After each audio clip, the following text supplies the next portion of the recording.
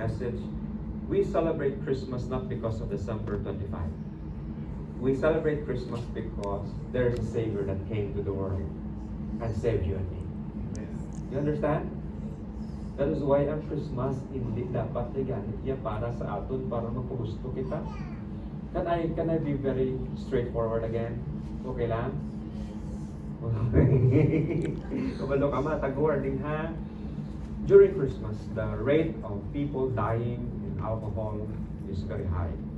Because bubog, halin sa Christmas party, nag-drive motor, nabunggo, napatay. Abi ko alin sa Christmas party. Pero diin si Jesus sa party. How could we celebrate a party without a celebrant? Well, in fact, what makes it a party because there is a celebrant. Kung wala ang birthday celebrant, di wala party. Tingnan aga celebrant kita ka isa sa kabangay, no wala tagin invite ng celebrant. Never forget that the season is all about Christ, not towards us. And some of you are very stressed. Anong nga ka-stress ka mo? Ay, dapat may regalo. Dapat nga mga bata, anong regalo? Magkita ka sa mong kaya, doon ay kapakwarta, gulalain ka dahil pas na nga na sa mga Christmas to. Do not stress yourself over a gift. That is a culture that is good if you have money, but if you don't have, please, Jesus is the best gift you could ever give. Relax lang. Kaya man, this is very stressful. This kind of culture is very stressful. It brings more heaviness than being free. Karelate man ka mo siya na? Sila ka tao dapat gaan yung regalo. Di ba lang? Kadamo.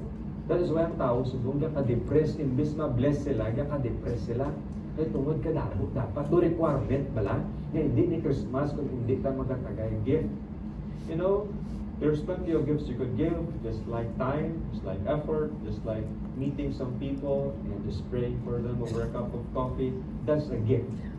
Please be be a person that doesn't need a lot of things. Yes, if you can afford to give gifts, please do so. But if not, just relax. Kalma lang, kaya hindi man na requirements sa atin. Now, babalik ko din.